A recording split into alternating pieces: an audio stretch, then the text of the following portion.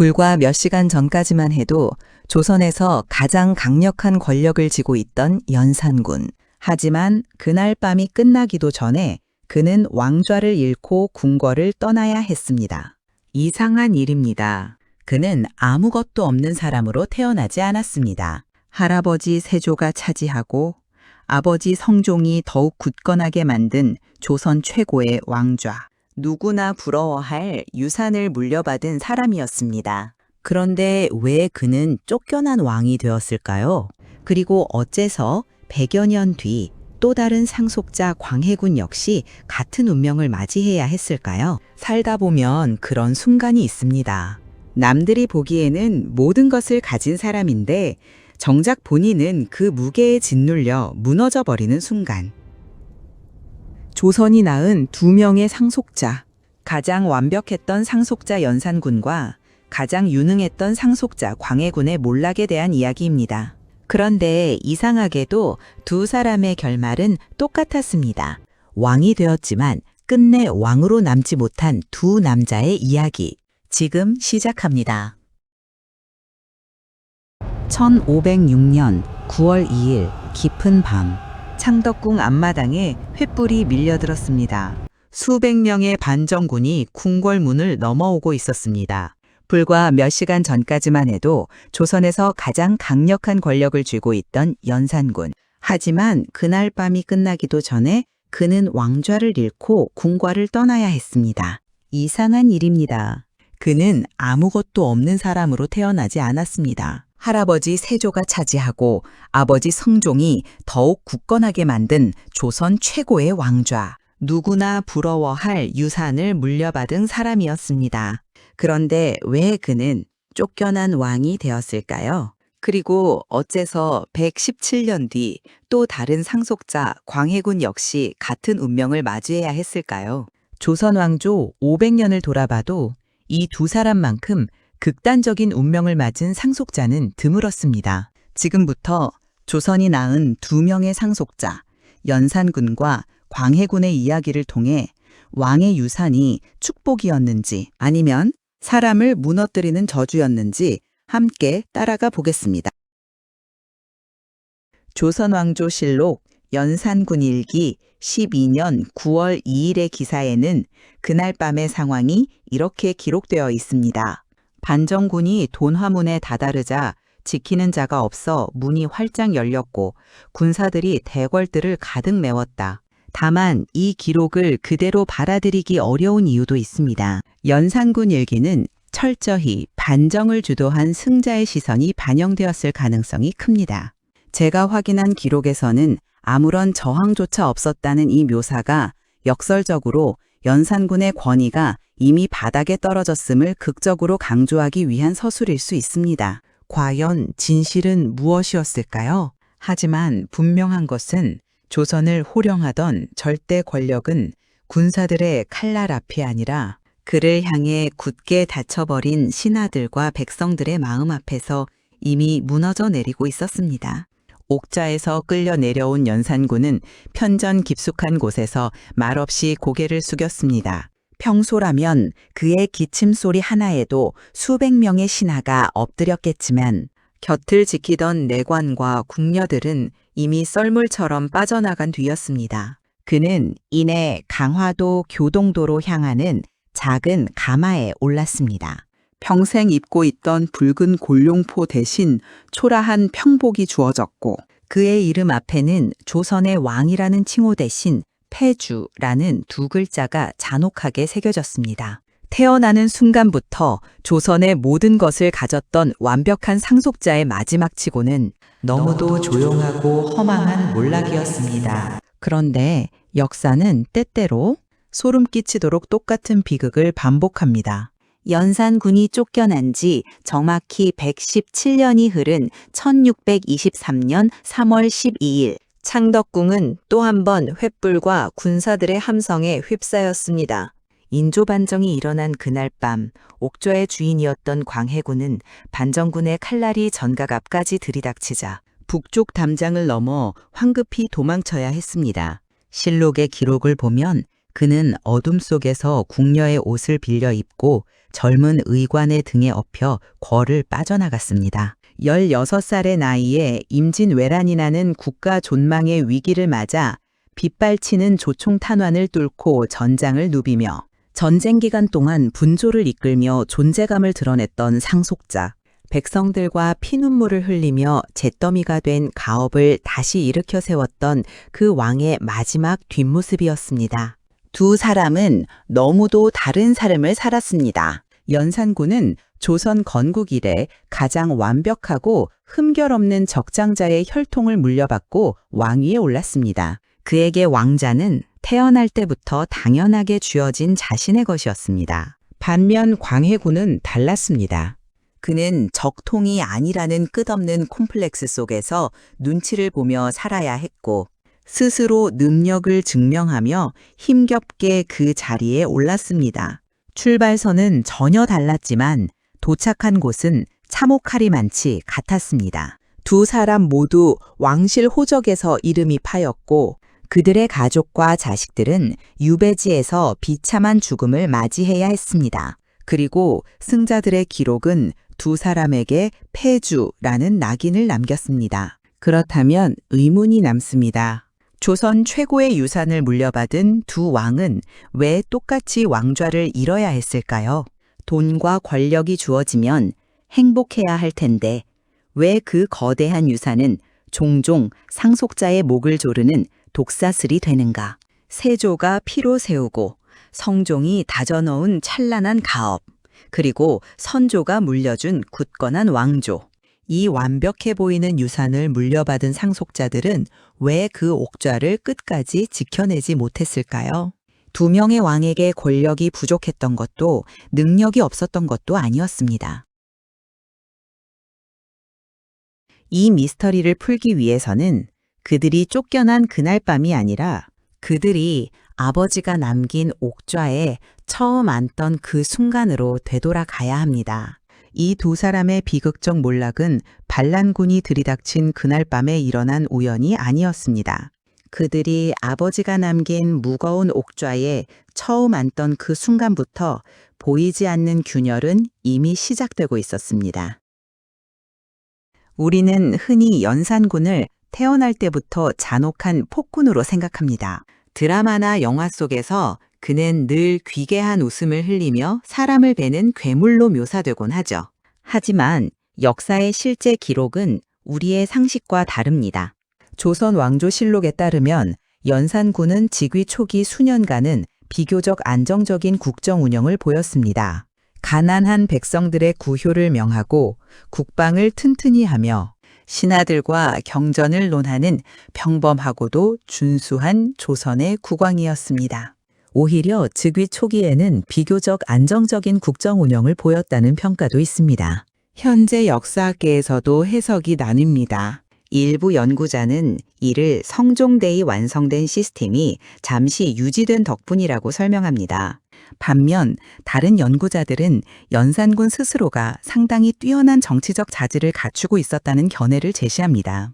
흥미로운 점은 경연자리에서 연산군이 논리로 신하들을 압도하는 모습이 꽤 자주 등장한다는 것입니다.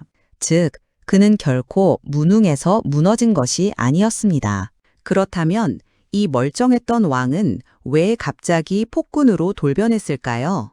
그 이유를 알기 위해서는 조선이라는 나라의 독특한 상속법, 즉 적장자 계승 원칙을 들여다보아야 합니다. 조선 왕실에서 본처가 낳은 첫 번째 아들, 이른바 적장자라는 타이틀은 그 자체로 완벽한 권력이었습니다. 아무도 이의를 제기할 수 없는 절대적인 명분이었죠. 연산군은 조선 건국 이래 그 누구보다도 완벽한 흠결 없는 적장자였습니다. 하지만 그 화려한 금수저 타이틀 이면에는 거대한 구멍이 뚫려 있었습니다. 바로 어머니의 부재였습니다. 그가 겨우 4살이던 해 그의 어머니인 패비 윤 씨는 아버지 성종과 할머니 인수대비의 손에 의해 궁궐에서 쫓겨나 사약을 받았습니다. 아버지가 어머니를 죽인 집안.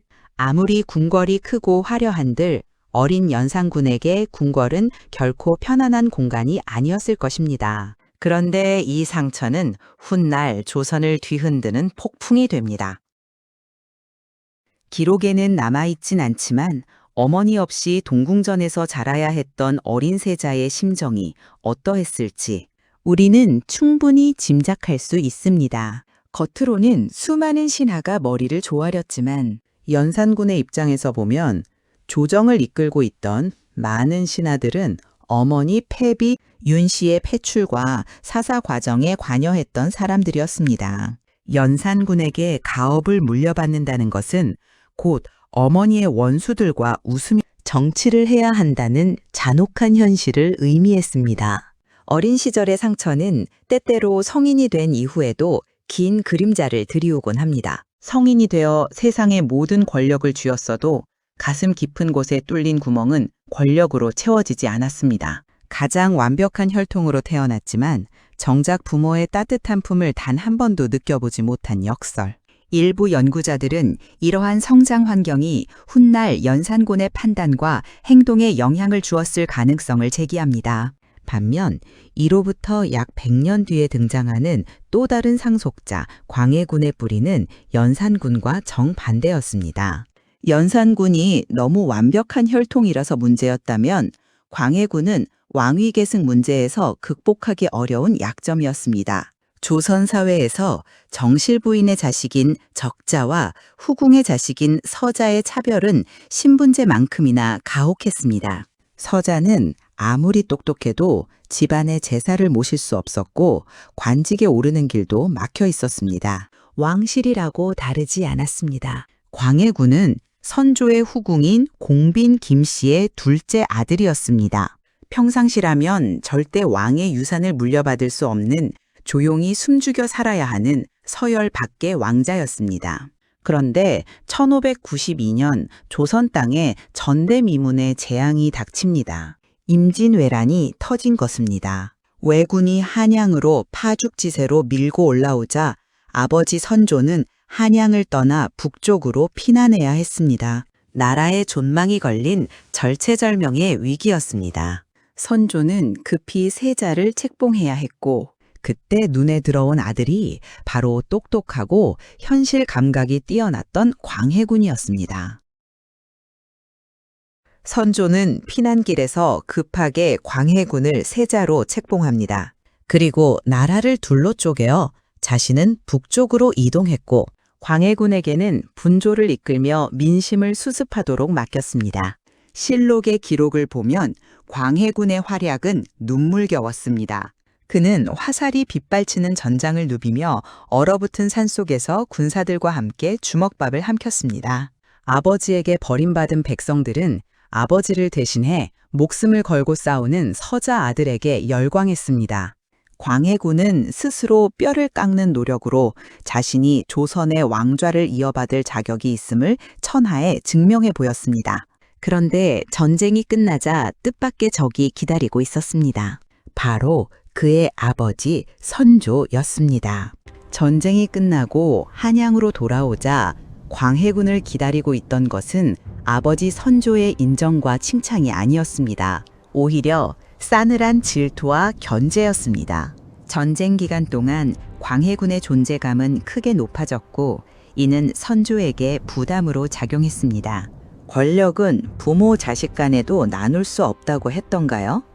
선조는 틈만 나면 왕위 계승 문제를 반복적으로 언급하며 아들의 숨통을 조였고 광해군은 그때마다 거적을 깔고 엎드려 피눈물을 흘리며 아버지를 달래야 했습니다. 가업을 일으켜 세운 건 자식인데 정작 아버지는 그 자식을 끊임없이 의심하고 밀어내는 상황. 아무리 능력이 출중하고 밤낮 없이 노력해도 아버지는 끝내 나를 후계자로 인정하지 않았습니다. 이유는 단 하나, 광해군이 본처의 자식이 아닌 서자였기 때문입니다. 이 끔찍한 인정투쟁의 굴레는 광해군에게 큰 정치적 불안으로 작용했습니다. 그리고 두 상속자의 억눌린 상처가 마침내 터져버리는 결정적인 사건이 발생합니다. 그들 인생의 첫 번째 거대한 균열이었습니다. 연산군에게는 우연히 찾아온 한 장의 기록이 그 균열이었습니다. 성종의 묘지문을 읽던 중 연산군은 자신의 어머니 패비 윤 씨가 어떻게 쫓겨나고 어떻게 사약을 받았는지 그 참혹한 전말을 생생하게 알게 됩니다. 지금껏 곁에서 웃으며 자신을 보필하던 대신들이 사실은 어머니를 죽이라고 부추겼던 당사자들이었다는 진실. 실록은 그날 연산군이 수라를 들지 않았다고 짧게 기록했습니다. 그 짧은 문장 뒤에 숨겨진 청년의 마음은 어떠했을까요? 슬픔을 넘어선 지독한 배신감, 그리고 자신을 둘러싼 모든 세상이 가짜였다는 끔찍한 각성이 그의 분노를 걷잡을 수 없이 키워갔을지도 모릅니다. 광해군에게 찾아온 균열은 더 현실적이고 잔혹했습니다. 1606년 아버지 선조가 새롭게 맞이한 어린 왕비 인목왕후를 통해 마침내 아들을 낳은 것입니다. 바로 영창대군이었습니다. 광해군이 14년 동안 피눈물을 흘리며 전장을 누비고 증명했던 모든 능력이 이제 막 태어난 핏덩이, 아기의 적장자라는 신분표 하나 앞에 휴지 조각이 되어버렸습니다. 조정의 대신들은 발빠르게 영창대군 쪽으로 줄을 서기 시작했습니다. 광해군에게 영창대군의 탄생은 단순한 이복동생의 출생이 아니었습니다. 그것은 곧 자신의 정치적 입지를 크게 흔드는 사건이었습니다. 어머니를 죽인 원수들이 지배하는 조정을 물려받은 연산군. 능력을 증명하고도 진짜 핏줄에게 자리를 빼앗길 위기에 처한 광해군. 그런데 두 사람은 같은 문제를 안고 있었습니다. 왕이 되었지만 누구도 자신이 진짜 주인이라고 확신할 수 없었다는 점입니다. 이제 두 명의 왕은 돌이킬 수 없는 선택의 갈림길 앞에 서게 됩니다. 왕좌는 사람의 본성을 시험하는 가장 잔혹한 자리였습니다. 더구나 그 자리가 500년 조선을 통치하는 절대 권력의 옥좌라면 그 위에서 느끼는 공포와 결핍은 때때로 극단적인 선택으로 이어집니다. 어머니 패비 윤 씨의 비참한 죽음을 알게 된 연산군, 그리고 적장자인 어린 영창대군의 탄생으로 자신의 존재 가치를 송두리째 부정당할 위기에 처한 광해군. 아버지가 물려준 거대한 왕좌 위에서 벼랑 끝에 몰려있던 두 상속자는 이제 자신의 권력과 생존을 지키기 위해 돌이킬 수 없는 극단적인 선택의 기로에 섭니다. 먼저 연산군의 편전으로 가보겠습니다. 1504년, 이른바 갑자사화의 피바람이 불어닥치기 직전의 어느 날입니다. 연산군은 할머니 인수대비의 처소로 향했습니다. 그의 손에는 낡고 빛바랜 천 조각 하나가 쥐어져 있었습니다. 바로 자신의 어머니 패비 윤 씨가 마지막까지 간직했던 적삼이었습니다. 조선 왕조실록 연산군 일기 10년 1504년 3월의 기사에는 당시의 섬뜩한 상황이 적혀 있습니다. 연산군이 후궁인 엄씨와 정씨를 궁궐들로 끌어내어 몽둥이로 치게 했고, 심지어 그들의 아들인 자신의 이복동생들에게 직접 어머니를 때리게 강요했다는 기록입니다. 이후 할머니 인수대비는 병세가 급격히 악화되었고 얼마 지나지 않아 세상을 떠났습니다. 실록에는 이 참혹한 사건들이 단 몇 줄의 건조한 문장으로 기록되어 있습니다. 하지만 그 짧은 문장 뒤에는 평생을 짓눌러왔던 결핍이 분노로 폭발해버린 한 아들의 통곡, 그리고 그 분노 앞에서 목숨을 부지하기 위해 바닥에 납작 엎드려야만 했던 신하들의 극한의 공포가 숨쉬고 있습니다. 연산군은 여기서 멈추지 않았습니다. 어머니의 죽음에 조금이라도 연루된 자가 있다면 살려두지 않았습니다. 이미 죽은 자들의 안식조차 권력의 칼날을 피할 수 없었습니다. 땅속에 묻힌 시신을 꺼내어 다시 한번 참혹한 대가를 치르게 하는 부관참시라는 극단적인 형벌이 조선 팔도를 휩쓸었습니다. 숙청은 계속 이어졌고 권력의 심장부인 경복궁은 매일같이 돌이킬 수 없는 숙청의 현장이 되었습니다. 우리는 이 사건을 어떻게 바라봐야 할까요? 당시 엎드려 떨고 있던 신하들의 관점에서는 이는 그저 미쳐버린 폭군의 광란이었습니다. 내일은 내 목이 달아날지 모른다는 짐승 같은 두려움뿐이었죠. 하지만 궁궐 밖 백성들의 시선은 조금 달랐습니다. 초기에는 떵떵거리던 고위 대신들이 추풍낙엽처럼 떨어져 나가는 모습을 보며 일종의 통쾌함을 느끼기도 했습니다. 백성들에게 그들은 백성의 고혈을 쥐어짜던 부패한 권력자들이었기 때문입니다. 그리고 후대의 역사학자들 중 일부는 연산군의 이 잔혹한 행동이 단순히 이성을 잃은 패륜이 아니라 일부 연구자들은 강력한 왕권 강화를 위한 정치적 숙청의 성격도 있었다고 해석합니다. 이유가 무엇이든 연산군은 어머니의 피 묻은 적삼을 명분 삼아 신하들의 숨통을 끊어놓았고 마침내 아무도 자신을 통제할 수 없는 절대 권력의 정점에 섰습니다. 그는 왕좌를 지켜낸 것처럼 보였습니다. 연산군의 선택이 불처럼 뜨거운 분노의 폭발이었다면 100여 년 뒤 광해군이 내린 선택은 얼음처럼 차갑고 냉혹한 정치적 계산이었습니다. 광해군은 임진왜란이라는 참혹한 전쟁터에서 자신의 목숨을 걸고 조선이라는 가업을 지켜낸 1등 공신이었습니다. 하지만 즉위 후에도 그를 따라다니는 서자라는 꼬리표, 그리고 유일한 적장자인 이복 동생 영창대군의 존재는 매일 밤 그의 숨통을 조여왔습니다. 어린 영창대군의 존재는 광해군에게 큰 정치적 부담이었습니다. 그것은 광해군의 뼈를 깎아내고 있었습니다. 마침내 광해군을 지지하던 대북파 신하들이 강하게 주장하기 시작합니다. 왕권을 위협하는 영모 사건을 핑계로 어린 영창대군을 죽이고 그의 어머니이자 광해군의 새어머니인 임목대비를 폐위시켜야 한다고 압박하기 시작한 것입니다. 조선왕조실록 광해군 일기 6년 1614년 2월 기사에는 너무도 비극적인 소식이 하나 당도합니다. 강화도에 유배되어 있던 이제 겨우 9살 난 영창대군이 세상을 떠났다는 보고였습니다. 가장 완벽한 핏줄을 가졌던 어린 대군은 끝내 권력 다툼의 한가운데에서 생을 마감했습니다. 불길이 끊이지 않던 강화도의 작은 방 안에서 아버지가 남긴 정통성이라는 무거운 짐을 짊어진 9살의 짧은 생은 흔적도 없이 사그라들었습니다. 광해군은 직접 동생을 죽이라고 명령하지 않았을지도 모릅니다. 하지만 숱한 상소 앞에서도 그는 아무런 말 없이 침묵했습니다. 그의 침묵은 결과적으로 영창대군을 보호하지 못했습니다. 그런데 여기서 한 가지 의문이 생깁니다. 광해군은 정말 9살짜리 동생이 죽기를 바랐을까요? 저는 여기서 광해군의 침묵을 단순한 방관이나 묵인으로 보기는 어렵다고 생각합니다.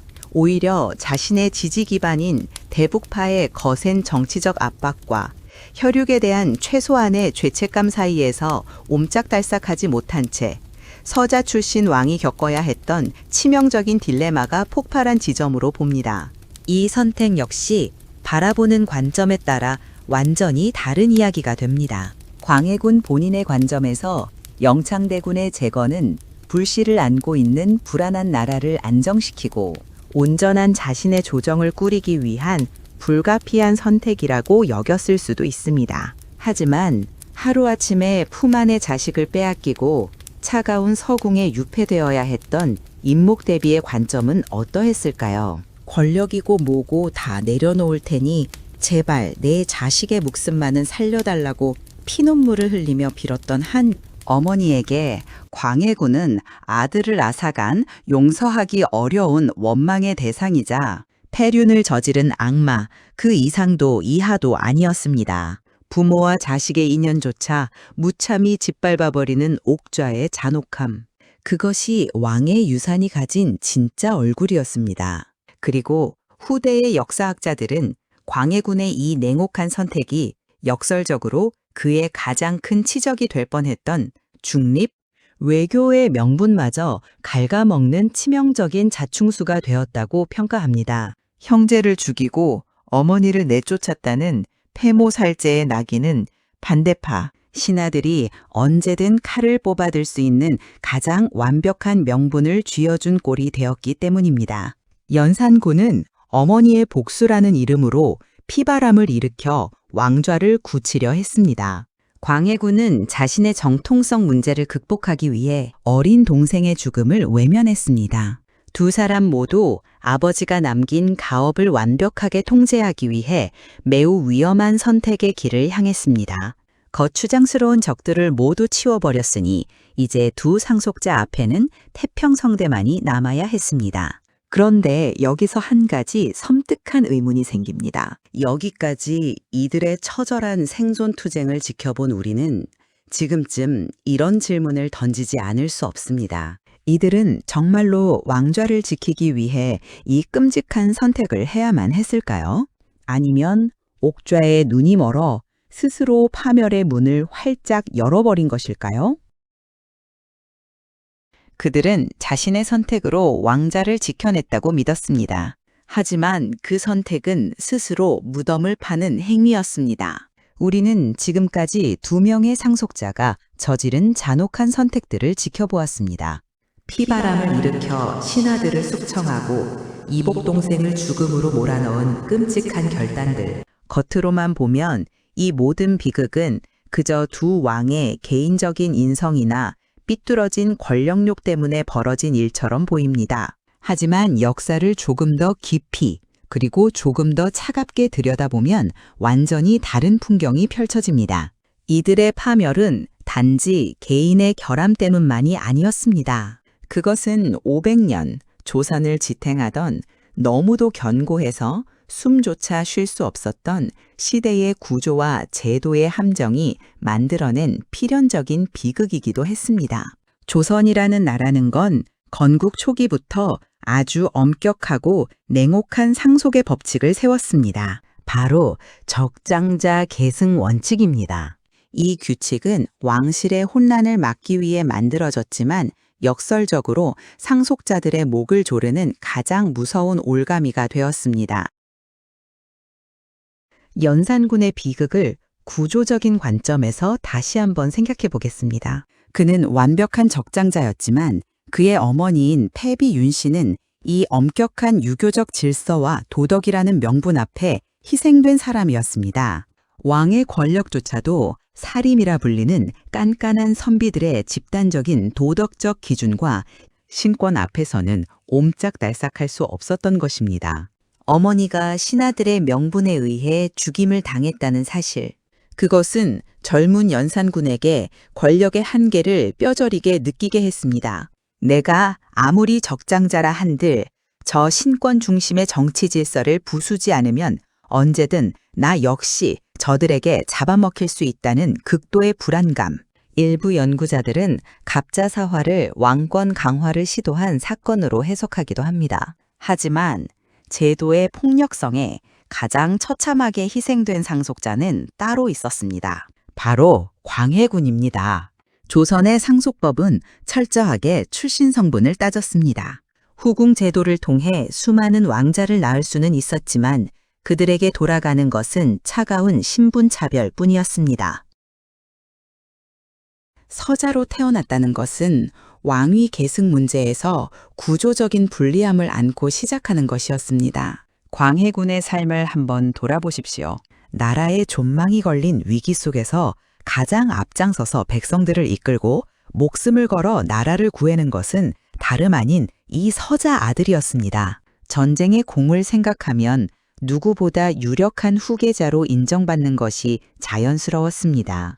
하지만 조선의 제도는 그 상식을 허락하지 않았습니다. 아무리 피땀 흘려 능력을 증명해도 아무리 백성들의 칭송을 받아도 정실 부인의 배에서 태어나지 않았다는 단 하나의 서류상 결격 사유가 광해군의 모든 업적을 뒤덮어 버렸습니다. 광해군은 자신의 인생 전체를 걸고 그 벽을 넘으려 했지만 1606년 영창대군이라는 적장자가 태어나는 순간 세상은 다시 한번 그에게 씻을 수 없는 모멸감을 안겨주었습니다. 능력보다 핏줄이 우선하는 제도의 폭력. 이 숨막히는 구조 속에서 광해군이 처한 정치적 환경은 더욱 불안정해지고 있었습니다. 여기서 주목할 만한 해석이 등장합니다. 광해군이 쫓겨나게 된 가장 큰 이유 중 하나로 역사책은 항상 그의 무리한 궁궐 토목 공사를 지적합니다. 전란으로 백성들의 삶이 굶주림에 허덕이고 피폐해졌음에도 불구하고 광해군은 창덕궁을 재건하는 것으로도 모자라 임경궁과 경덕궁 등 거대한 궁궐을 무리하게 지어 올렸습니다. 우리는 흔히 이를 두고 백성의 고혈을 쥐어짠 폭군의 미친 사치라고 생각할 수 있습니다. 정통성이 부족한 왕, 신하들마저 뒤돌아서면 자신을 가짜라고 수군거리는 상황. 일부 연구자들은 광해군의 궁궐 재건 정책에서 정통성에 대한 불안감을 읽어내기도 합니다. 그러나 궁궐 공사는 전란 이후 국가 기능 회복이라는 현실적 목적도 함께 가지고 있었습니다. 우리가 주목해야 할 부분은 이 지점입니다. 전란 직후 백성들이 굶어 죽어가는 상황에서 거대한 공사를 강행한 광해군의 모습. 이 대목은 다르게 볼 수도 있습니다. 이는 단순한 폭군의 사치나 국가 기능 회복만으로는 설명이 부족합니다. 가짜 왕이라는 수군거림을 덮기 위해 궁궐이라는 거대한 시각적 권위에라도 기대야만 했던 콤플렉스에 짓눌린 한 인간의 뼈아픈 강박증이 드러난 사례에 가깝습니다. 결과적으로 이 맹목적인 집착은 막대한 재정 부담을 발생시켰고 민심 이반의 치명적인 원인이 되었습니다. 정통성을 증명하기 위해 선택한 길이 오히려 자신의 목을 조르는 가장 치명적인 밧줄이 되어 돌아온 것입니다. 연산군은 더욱 강압적인 통치를 선택했고 광해군은 정통성 문제를 극복하려 했지만 그 과정에서 민심을 잃어버렸습니다. 두 사람은 옥좌를 물려받았지만 단 하루도 그 옥좌의 진정한 주인이 되지 못했습니다. 오히려 그 거대한 유산이 만들어 놓은 제도의 늪에 빠져 허우적거리고 있었습니다. 그리고 마침내 운명의 시계는 끝을 향해 달려가기 시작합니다. 시대의 모순과 개인의 콤플렉스가 얽혀든 덫. 이제 그들은 빠져나올 수 없는 파국의 끝을 향해 내달립니다. 과연 모든 것이 무너져 내리는 그 마지막 밤, 이 두 명의 상속자는 어떤 표정을 짓고 있었을까요? 우리는 다시 영상의 처음, 모든 것이 무너져 내리던 그 끔찍한 반정의 밤으로 돌아왔습니다. 연산군과 광해군, 두 사람은 피를 묻히고 형제를 외면하면서까지 아버지가 남긴 유산, 즉 조선의 옥좌를 완벽하게 통제하려 했습니다. 자신을 위협하는 모든 정적을 치워버렸고 누구도 넘볼 수 없는 거대한 철옹성을 쌓았다고 굳게 믿었습니다. 하지만 그들이 평생에 걸쳐 쌓아 올린 그 거대한 권력의 모래성이 무너져 내리는 데는 단 하룻밤이면 충분했습니다. 조선 왕조실록 연산군일기의 기록을 보면 1506년 9월 2일 밤의 상황은 우리가 상상하는 치열한 전투와는 거리가 멀었습니다. 반정군이 궁궐 앞에 당도했을 때 왕을 목숨 바쳐 지켜야 할 금군은 단 한 번의 저항조차 하지 않았습니다. 실록은 수귀하던 군사들이 모두 흩어져 달아났다고 차갑게 기록하고 있습니다. 어째서 이런 일이 벌어졌을까요? 연산군은 생전에 신하들의 목에 신언패라는 나무패를 걸게 했습니다. 입은 화를 부르는 문이니 함부로 입을 놀리지 말고 침묵하라는 뜻이었죠. 그는 공포를 통해 모든 사람의 입을 틀어막고 완벽한 굴복을 얻어냈다고 생각했습니다. 하지만 그것은 치명적인 착각이었습니다. 사람들은 왕을 두려워했을 뿐 아무도 왕을 존경하지 않았습니다. 입이 막힌 신하와 백성들은 왕에게 충언하는 것을 포기했고 위기가 닥쳐오자 그 누구도 왕에게 위험을 경고해주지 않았습니다. 수만 명의 군사를 호령하던 절대 권력자였지만 정작 자신을 죽이려는 칼날이 목 밑까지 다가왔을 때 그의 곁에는 단 한 명의 사람도 남아있지 않았던 것입니다. 공포로 쌓아 올린 권력은 그토록 허망한 것이었습니다. 시간을 117년 뒤로 돌려 1623년 3월 12일 광해군의 밤으로 가보겠습니다. 광해군의 마지막 역시 연산군의 허망함과 너무나도 닮아 있었습니다. 일부 연구자들은 광해군의 궁궐 재건 정책에서 정통성에 대한 불안감을 읽어내기도 합니다. 궁궐 재건은 왕권의 권위를 보여주는 상징적 사업이기도 했습니다. 반정이 일어난 그날 밤에도 광해군은 새롭게 지은 화려한 궁궐의 깊은 곳에 있었습니다. 하지만 광해군 일기의 기록을 살펴보면 참으로 기막힌 상황이 벌어집니다.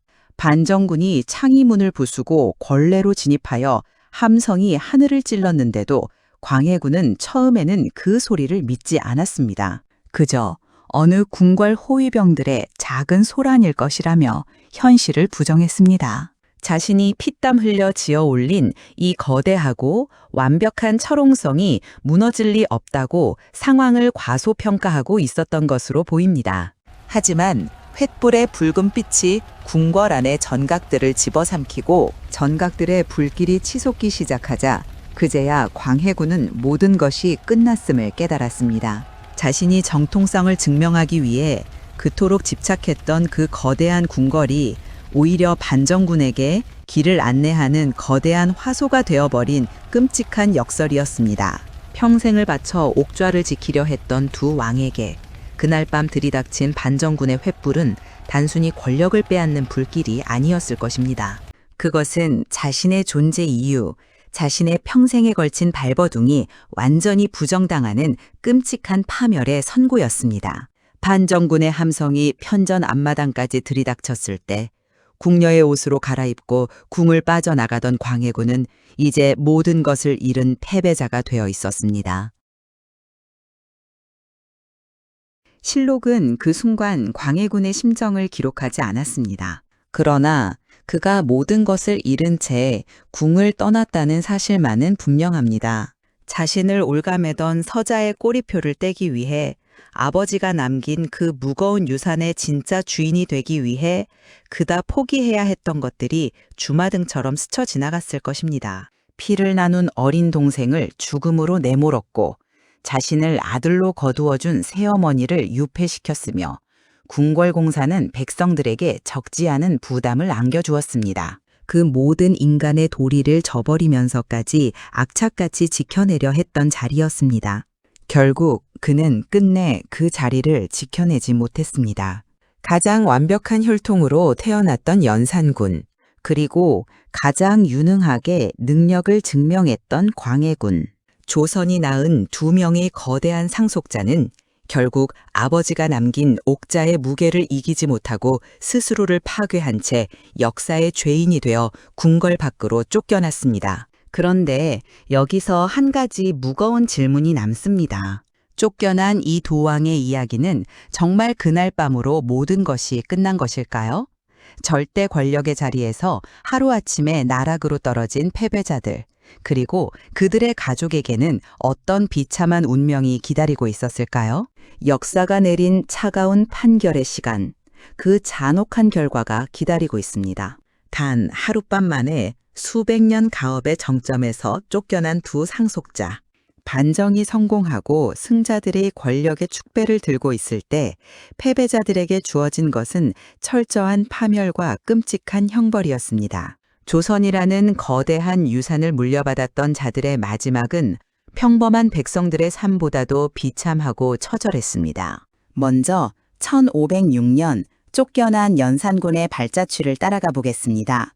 왕의 자리에서 폐위되어 연산군으로 강등된 그는 강화도 교동도라는 외딴 섬으로 유배를 떠났습니다. 하지만 그에게 찾아온 진정한 비극은 자신의 몰락이 아니었습니다. 승자들은 후환을 없애기 위해 가장 잔혹한 방식을 택했습니다.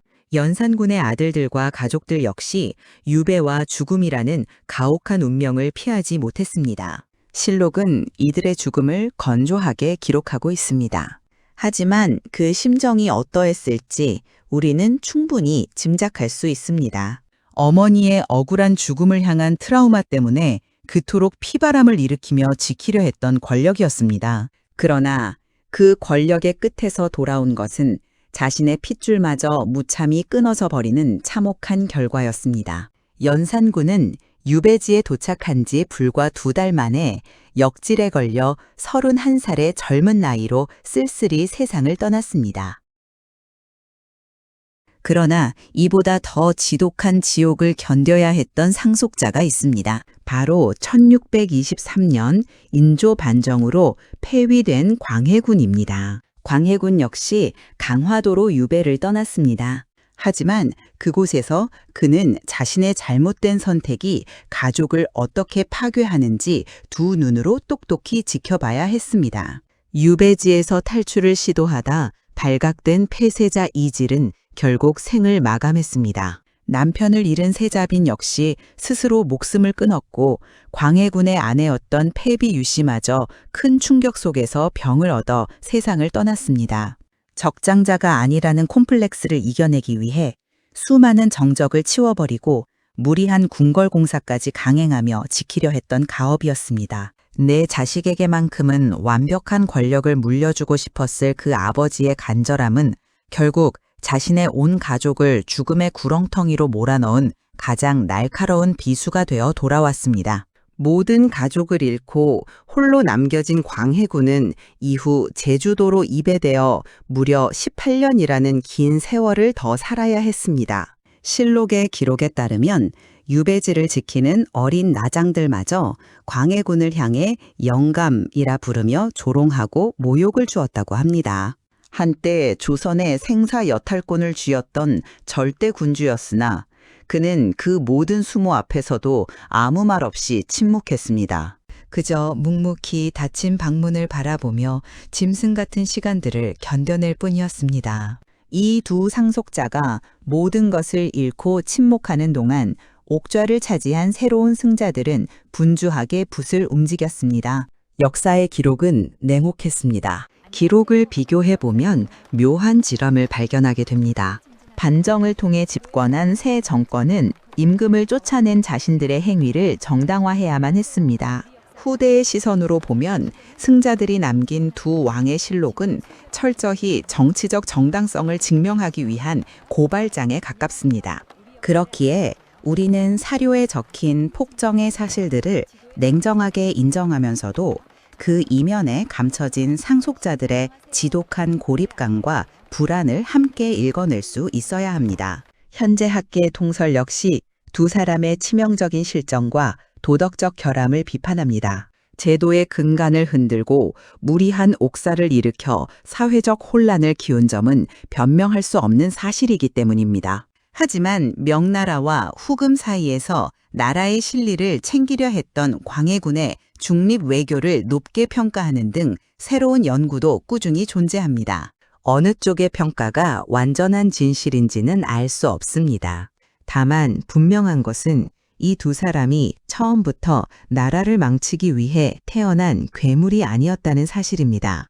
그들 역시 아버지가 남긴 거대한 왕좌의 무게를 감당해야 했던, 그리고 자신들의 콤플렉스와 상처를 숨기기 위해 발버둥 쳤던 상처와 불안을 안고 살아가던 인간이었습니다.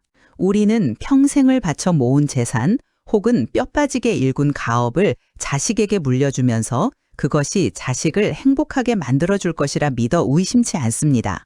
성종과 선조 역시 자신이 다져놓은 이 튼튼한 조선이라는 왕좌가 아들들의 앞날을 찬란하게 빛내줄 것이라 믿었을 것입니다.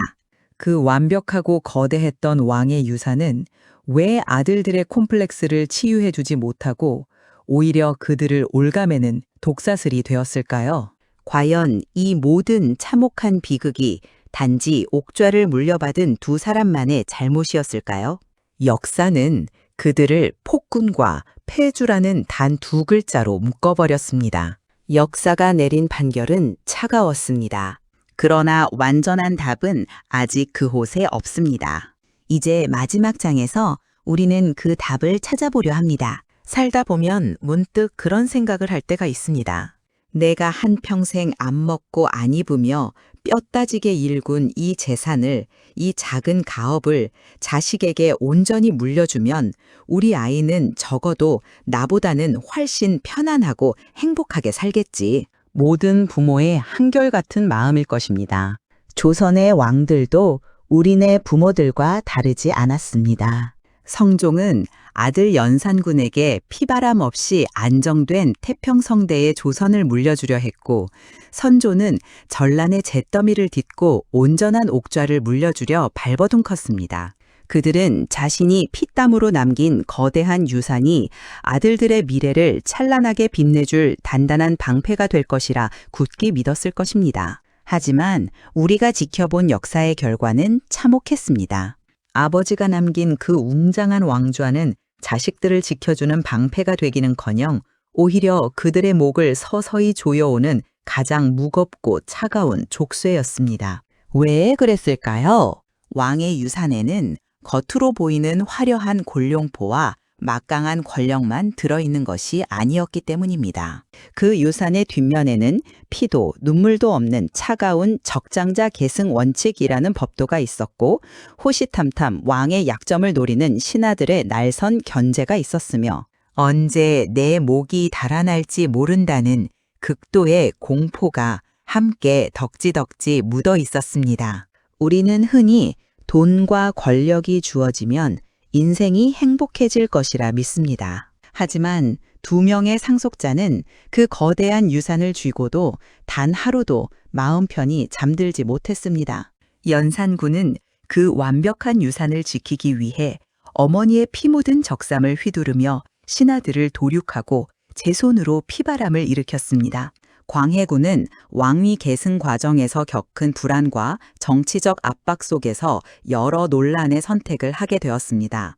물론 이들의 끔찍한 선택을 결코 옹호할 수는 없습니다. 그들이 저지른 잔혹한 옥사와 무리한 공사는 많은 사람들에게 피해를 남겼고 사회적 혼란을 키웠기 때문입니다. 하지만 이 긴 영상의 끝에서 우리는 그들의 악행 이면에 웅크리고 있던 한 인간의 깊고도 어두운 절망을 봅니다.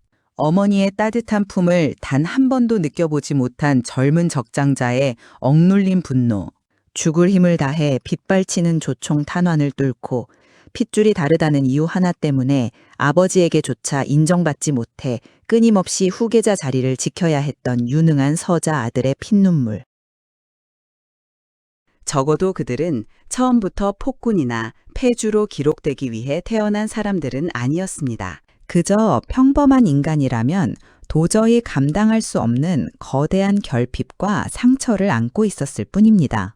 그리고 그 골마 터진 영혼 위에 조선의 왕이라는 너무도 무거운 유산이 얹어지는 순간 그들은 끝내 권력을 지키기 위한 극단적인 선택으로 나아갔습니다. 가장 높은 권력의 자리에 있었지만 끊임없는 불안과 압박 속에 살았던 사람들. 그들은 아버지가 남긴 유산을 완벽하게 통제했다고 생각했지만 정작 그 유산이 요구하는 무자비한 잣대와 제도의 폭력 앞에 철저하게 부서지고 말았습니다.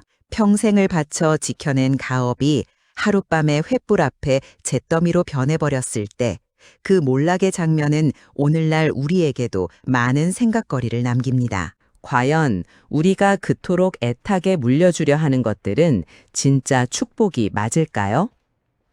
당시 상황을 고려하면 세조와 성종 그리고 선조가 굳건하게 다져 물려준 그 거대한 옥좌는 자식들을 지켜주는 방패가 아니라 그들을 올가매는 가장 잔혹한 족쇄였습니다. 가장 완벽한 혈통으로 태어났으나 폐주가 된 연산군, 가장 치열하게 능력을 증명했으나 역시 폐주가 된 광해군. 저는 이 두 왕의 몰락이 단순히 승자와 패자의 뻔한 권력 다툼으로 보이지 않습니다. 권력이라는 맹목적인 유산이 인간의 내밀한 결핍을 어떻게 파괴하는지 증명하는 뼈아픈 사례입니다. 그들을 단지 폭군이라는 두 글자로만 기억하는 것이 온당한가? 우리는 깊은 여운 속에서 그 질문 앞에 다시 서게 됩니다. 가장 완벽했던 그리고 가장 치열했던 2명의 상속자는 이렇게 역사의 뒤안길로 쓸쓸히 사라졌습니다. 하지만 왕의 유산이 만들어낸 비극은 여기서 끝난 것이 아니었습니다. 아니, 진짜 잔혹한 이야기는 이제부터가 시작이었습니다. 가장 강력했던 두 상속자가 잇따라 폐위되면서 조선 왕실의 후계 구도는 더욱 복잡해졌습니다. 대를 잇기 위해 남의 자식을 빼앗아오고 양자로 들어온 자식들이 권력의 희생양이 되어 비참하게 죽어나가는 참혹한 궁궐. 핏줄이 끊어진 궁궐에서 벌어진 왕실의 양자 계승을 둘러싼 치열한 권력 투쟁. 다음 편에서는 그 잔혹한 이야기가 이어집니다. 결국 연산군은 완벽한 적장자라는 위치가 안겨준 부담 속에서 무너졌고, 광해군은 끝내 정통성을 증명해야 한다는 압박 속에서 무너졌습니다. 한 사람은 과잉의 비극이었고, 다른 한 사람은 결핍의 비극이었습니다. 이 영상은 조선 왕조실록과 관련 사료를 바탕으로 구성했으며 해석은 학계의 여러 견해를 참고했습니다. 일부 장면의 심리 묘사는 기록에 근거한 해석이 포함되어 있습니다. 기록을 읽는 또 하나의 시선으로 봐주시길 바랍니다.